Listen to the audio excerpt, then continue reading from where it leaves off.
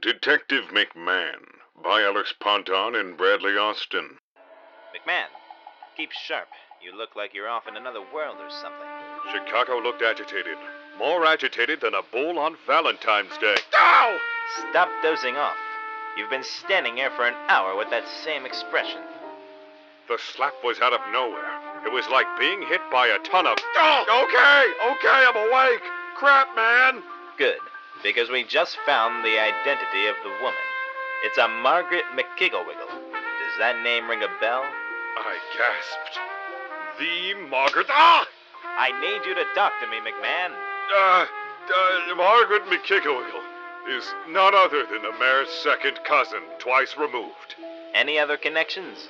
She's also the owner of the $1 Billion Million Club. It's the biggest casino in the city. Wouldn't you have figured that to be more prudent information than being vaguely related to the mayor? I guess. The air around me was uneasy. My novice detective skills were showing and My God, you're nothing like your father. Some hours later, we arrived at the $1 Billion Million Club casino. The scene was stunning. Everyone was dressed as fancy as they could be. One woman was so fancy that her umbrella was literally an upside-down diamond chandelier. Her wealth was so vast that it warped the very laws of physics to her will. Another man was so fancy that he had a mustache. Having a mustache isn't that impressive, McMan. Any guy can do that. I was beginning to wonder how Chicago was able to read my mind, but I wasn't able to keep my train of thought due to the constant pattering of nickels being thrown at the homeless person across the street. But as the posse of rich mustached men moved on from battering the homeless man with nickels, my train of thought came back to me. Chicago? I inhaled. What the hell is wrong with you? Chicago exhaled. My apologies, Chicago. After inner monologuing for so long, I forgot how to breathe. Anyways, I think it's time we begin investigating. I've been investigating this entire time. You've been standing out in the lobby for a good hour and a half, staring blankly at the attendant. He's beginning to get uncomfortable. Can I help you, sir? Well, I suppose it's time to go then. Not so fast. I need you to check out the gambling floor and keep an eye out for anything suspicious.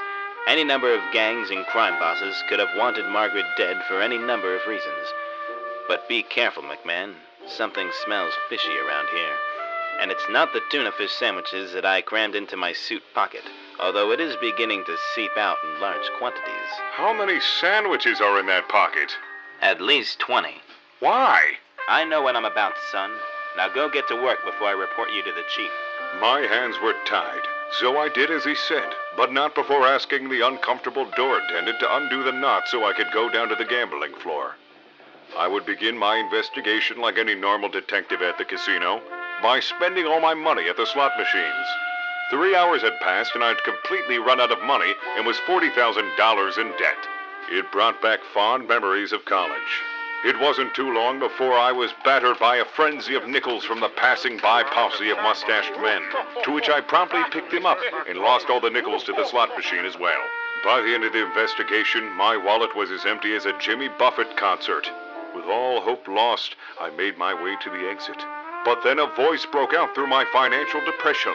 Wait, you dropped something. There in the palm of her hands was a single large coin with a strange engraving on the face. Here you go. Good luck. She whispered into my ear, thrusting the coin into my open palm. And just like that, the young woman power walked off faster than an elderly person at a Black Friday tapioca sale.